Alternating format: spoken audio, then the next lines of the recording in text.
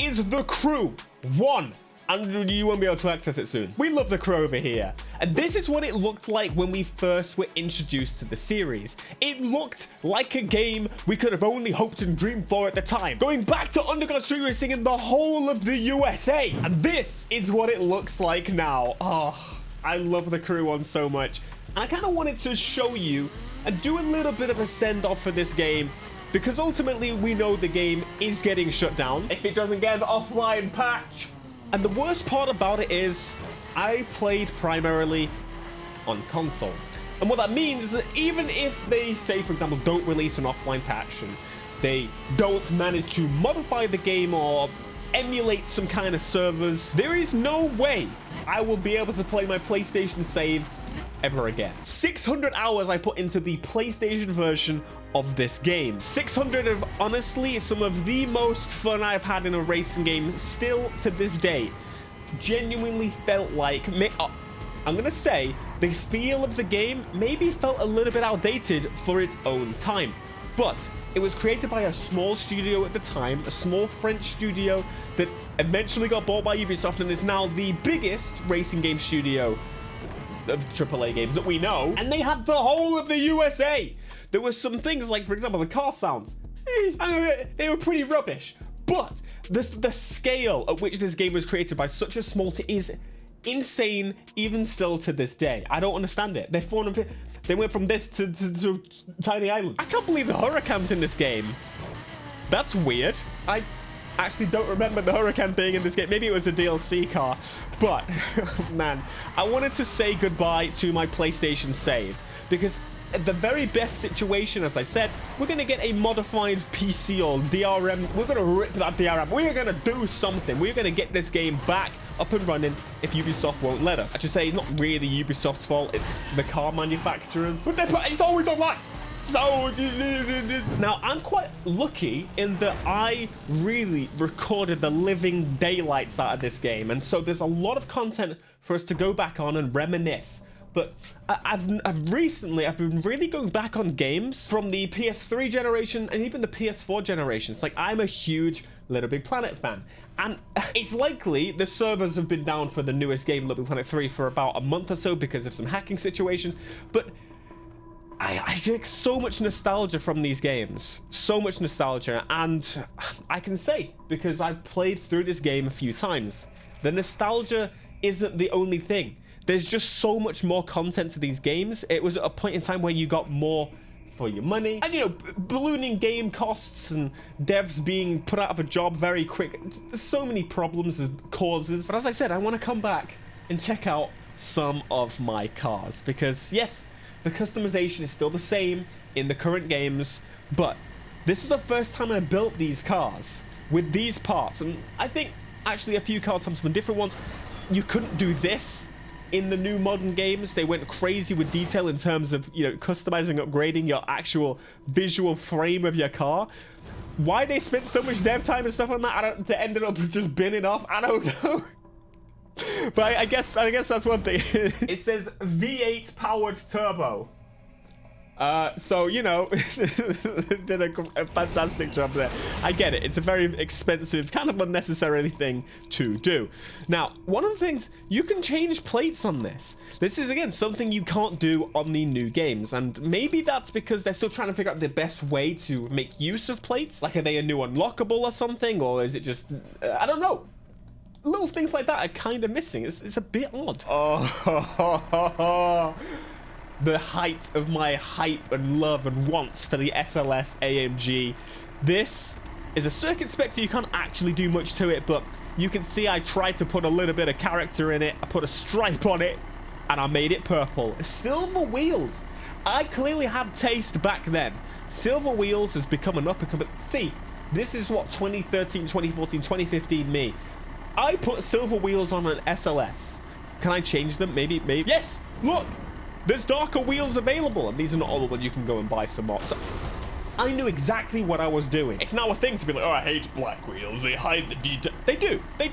But maybe it's just a little bit racist. I'm kidding. It does kind of make me wonder a little bit. Has this caused a little bit of damage to the whole Crew franchise, because of course we know every single Crew game is always online, which essentially means that they're all gonna have a similar fate at some point. Are the cameras different on this? It's very switched.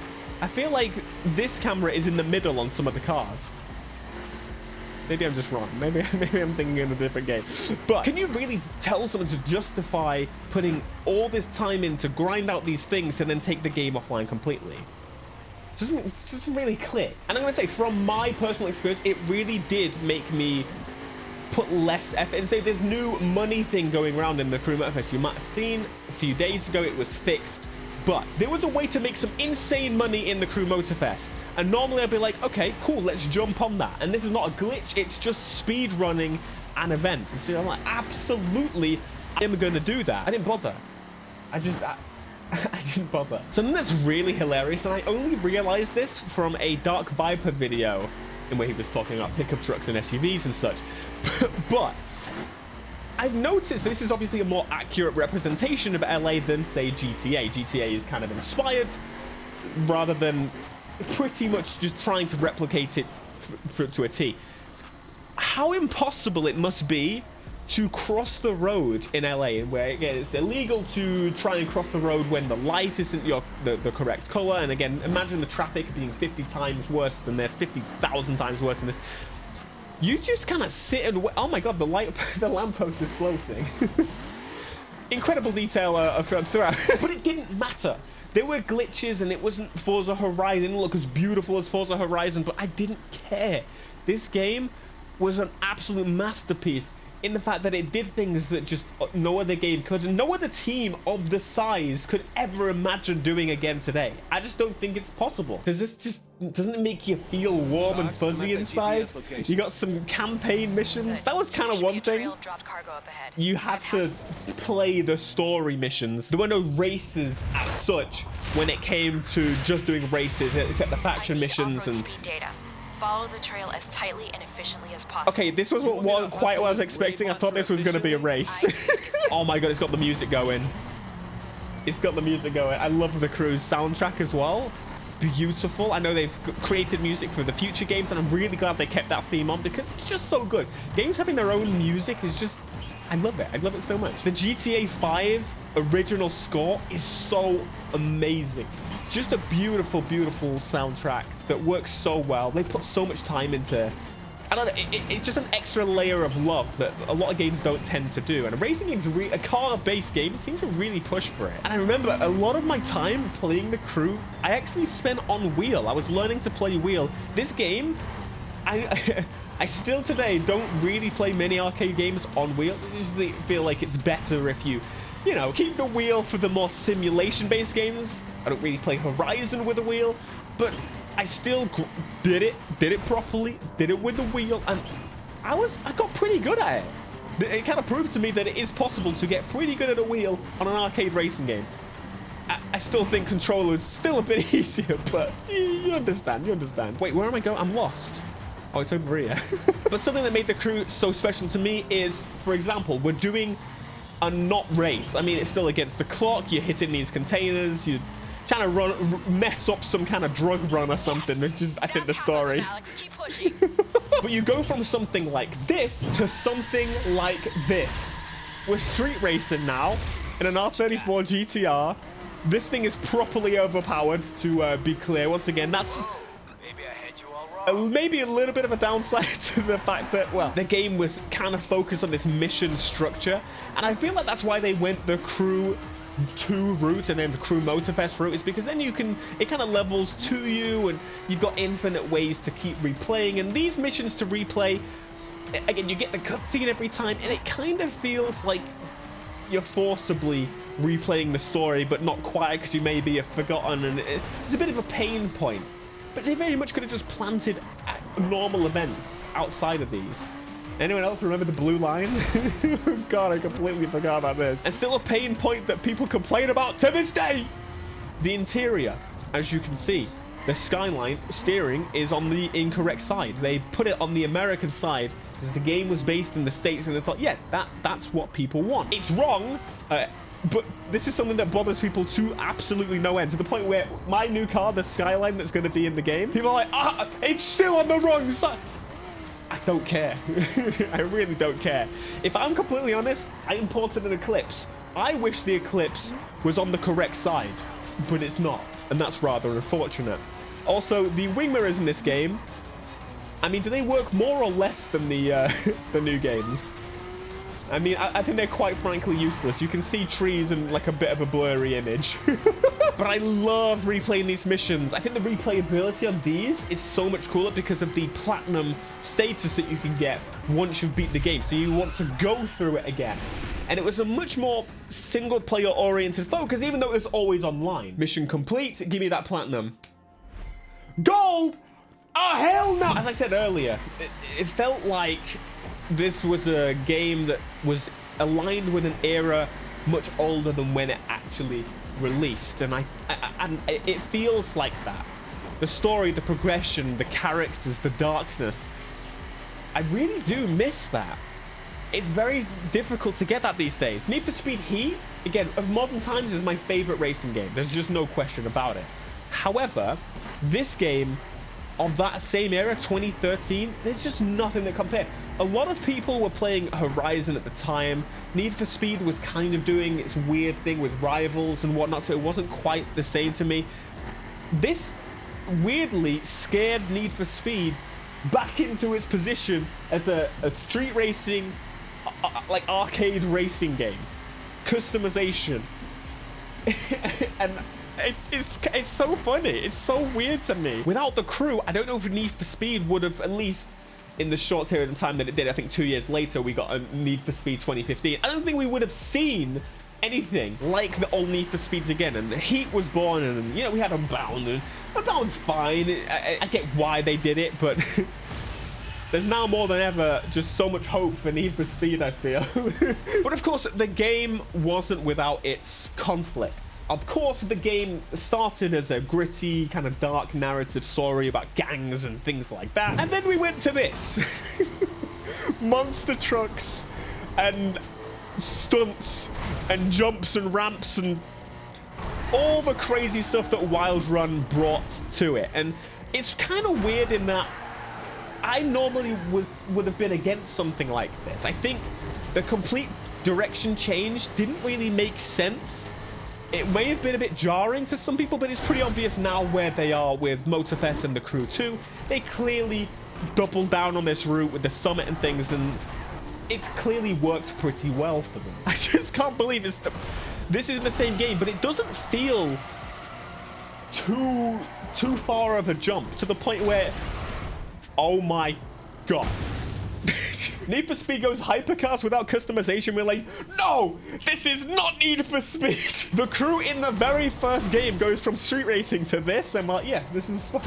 I don't know, the way I looked at it, it kind of reminded me of like a Need for Speed Pro Street professional event situation, and I really liked it, and I think it did a better job of the festival format than, well, Horizon did, which is why I played a hell of a lot of it still. And it also brought drifting and drag racing, which is pretty epic. Beforehand, you couldn't actually do any proper sliding in this game, and so this coming to fruition was just great. It was great. What we would do is we would make it work by getting a dirt car, putting on the hardcore handling, and we tried to boost because it gives you kind of crazy amounts of torque pretty quickly. But this was an interesting drift handle. You can clearly see that I'm doing an incredible job there. But nonetheless, it's one of those, you get used to it and you put the time in. It feels pretty nice overall. It mostly feels like you're under steering, but yeah, it's not bad. So this is what we would do. Here you go. You can go to hardcore handling, okay, and then you press save. You could also do manual, and I used to drift with a wheel in this game and things like that, but it's not really necessary. And you would just absolutely spray and pray with the NOS and get a little bit more sideways. It was, you know, considering we didn't have drifting in the game, I'm actually seemingly doing better with this than I did with the actual drifting. It was doable. And it was fun. And there was incredible mountain roads, considering the fact it's the whole of the damn USA. And you could do whatever the hell you want to do, wherever you want to go. Oh, and there were incredible roads like this. You could even drift Yosemite. Look at this. Yosemite with a nice wobbly road up here. Mwah. Fantastic. Now, this game, more than any, made me want to visit so many different places in the States. I need to visit Yosemite. I need to visit San Francisco. It's at the top of my list, and that might be part of GTA San Andreas, but you liking this nostalgia trip? I don't know. This is the type of video I've been kind of wanting to make, waiting to make for a while. The game deserves it, you know. Saying it took a realistic approach maybe isn't true, especially when they had things like this. This is a circuit spec Dodge S. What the frick is this? It's just nonsensical. It makes no damn sense. And to further the nonsensicalness, this thing was one of the best vehicles in the game. In fact, I think the circuit Hummer, there was a whole bunch of vehicles that just were perfect, considering they were so heavy. The game correlated very early on that heavy means more downforce, and therefore it was really, really quick. It's just hilarious. I love it so much.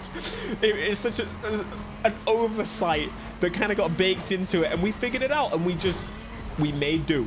We made use of it, and they became some of the best vehicles you could get. So when you were doing those online events, the more fun game modes rather than just normal PvP, that mirror is doing it okay. Can't actually just look at it a little bit, but you see the mirror. There it is. Good try. And of course, what's the point of having a whole map like this and not having a coast-to-coast event?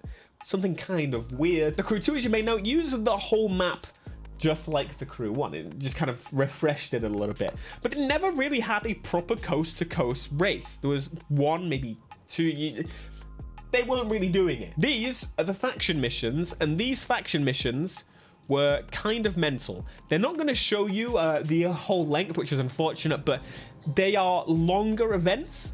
And you unlock them a little bit later in the progression, and they, in my opinion, were some of the best that there were. It tells you duration. The duration was always completely wrong. They didn't really get it. It didn't estimate it based on your car, but they can give you many coast-to-coast races. This one should only cost less than 10 minutes, for example. You've got these longer ones, like an hour. This one's more than 1 hour. And these are some of my favorite ones that I played were usually in this section here. The ones with people on them. the little exclamation marks. That means I've sent people to them, I think. If you press C results. Yeah, there you go. I sent my friend. Yes, you could send your friends to do the events and get some money in RP. Which, of course. So I'm going to send friends again. As you can see, the more friends you had, the better. So at the time, I remember trying to get as many people as possible to, well, be my friend, and therefore you send them on the event, and there you go. You'll be pleased to know that I am working on a bit of a bigger project in terms of saying goodbye to the Crew. But I had to do this for my PlayStation 4 version of the game. It's pretty sad. I'm really upset by this. It is one of my defining games on YouTube. I remember putting so much time into it. I think it would have made more sense to play Forza Horizon in terms of getting views or that type of thing, but to be honest, I just didn't care. Even still to this day, you'll notice I play most of the games that I want to play, even if others aren't particularly loving them. And the fact that, you guys stick around is pretty appreciated, because I would go insane being stuck to one particular franchise or game, no matter how good it is. So I like to dip my toes in multiple areas, and so again, it's really appreciated that you stick around and are as interested in car games as me. That's why you're here. But again, a huge thank you to Ivory Tower for creating this masterpiece. It's just kind of unfortunate the terms of the video that we're kind of making here. We are losing easily one of the best games in multiple categories, and one of those is just cruising the US, because what other game can you do this in other than the Crew 2, which will one day also get shut down? And there's also something I really want to see in other games: free drive stunts. Why is this gone? This is like Burnout challenges in a more modern game. Why did this disappear? I am on the right side of the road. What do you mean? I love this so much. Imagine the cool rewards you could do. And the police. I haven't even mentioned the damn police in this game. There's so much to this game. I didn't even reach 10 years old, man. What are you doing? And so goodbye to one of the greatest games that has ever existed, in my opinion. Such a technical marvel and so full of character and love. Man, I miss the PS3 generation. There's more stuff here, by the way, in case you didn't know.